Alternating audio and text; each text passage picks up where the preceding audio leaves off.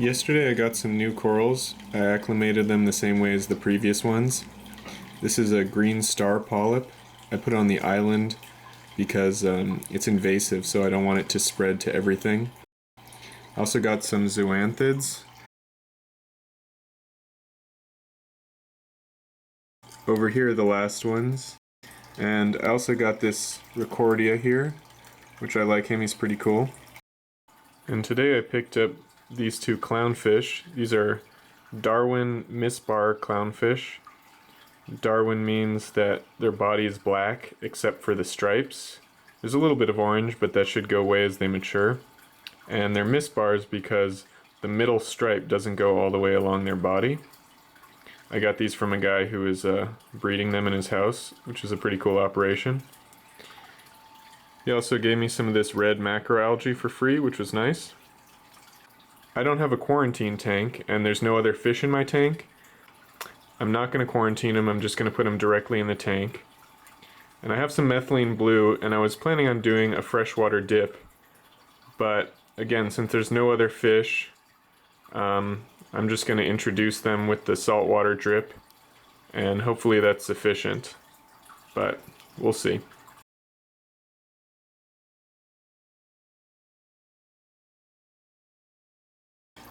So my Cato algae died. You can see a little bit of the remnants here. Just kind of started breaking apart and losing its chlorophyll. In hindsight, I think it's pretty clear that it wasn't going to do well because I wasn't really lighting the tank because I didn't have any coral, and I wasn't feeding, so there wasn't any nutrients in the water available for the algae to grow. So it's dead, but $5, not a big deal. I just have to pick out all these little clumps of dead Cato. Here's the cool red macroalgae I got from the same guy who sold me the clownfish. I just zip tied it up to the cord for the power head, and we'll see how it does. This is the frozen fish food that I bought. I had originally planned to get a product called Rod's fish food, but this was actually cheaper, and the guy at the fish store told me that he prefers this because it releases less phosphates and ammonia into the water, because apparently they wash the food better before packaging it, so there's less nutrient-rich liquid. I'm just going to add a small amount, and this should feed everything in the reef. It should feed the corals and the fish. So I'm just going to break off a tiny little piece and warm it up in some tank water. So here's the amount of food I'm going to use. It's very little. It's easy to overfeed, so I'm going to start slow, and we'll see how they like it.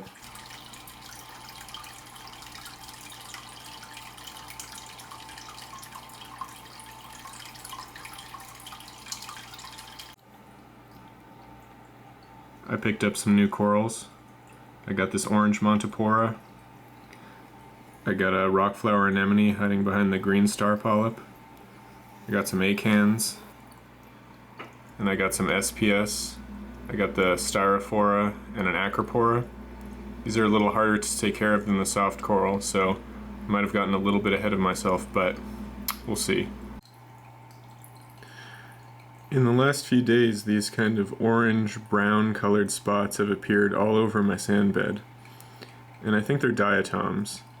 I talked to the guy at the fish store because I wanted to get some seraph snails to eat all these diatoms, and he told me that seeing this diatom bloom is a normal part of tank maturation, that it's nothing to be worried about, that I should do a 20% water change, and they should die off on their own. So that's what I'm going to do. I'm going to do a 20% water change. This is what the sand bed looks like under white light only. You can see there's more green to it. I think in addition to the diatoms there might be some algae in here. I did the water change. It went pretty well. I also changed out the GFO and the activated carbon because it had been in there a month. I think in the future I'm going to only keep the activated carbon in there for 2 weeks. And I ordered a polyfilter, which is supposed to reduce ammonia, nitrates, nitrites, and also phosphate. I got the polyfilter the other day. I cut out a square and I stuck it in my hang-on back filter. It's supposed to remove a lot of stuff. We'll see how well it works. You can definitely feel the coating on this side. It's a lot stiffer than the other side. I bought 5 seraph snails, a trocus snail, and a scarlet-legged hermit crab. Even though the guy at the fish store said I probably didn't need them, I decided to get them to clean up some of the nuisance algae and to help clean the glass. So right now I'm just drip acclimating them to reduce the shock, and then I'll add them to the tank.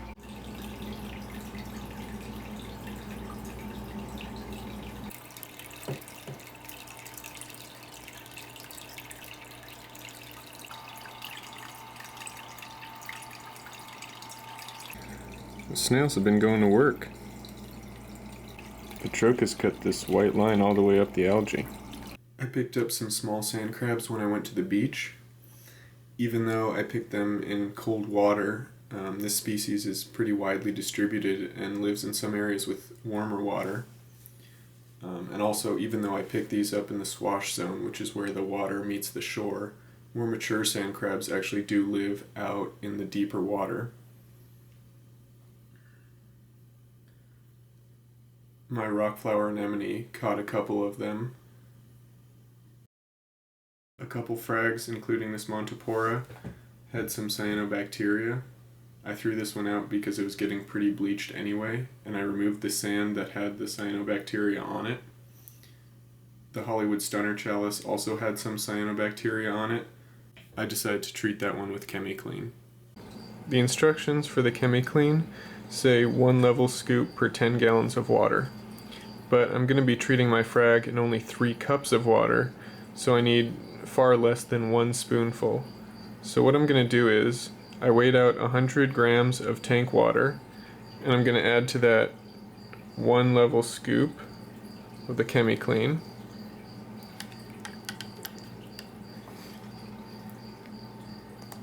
And then I'm going to dissolve that, and I'm going to take 1.875 grams of this solution and add it to the 3 cups of tank water, and that should be dilute enough to treat the coral.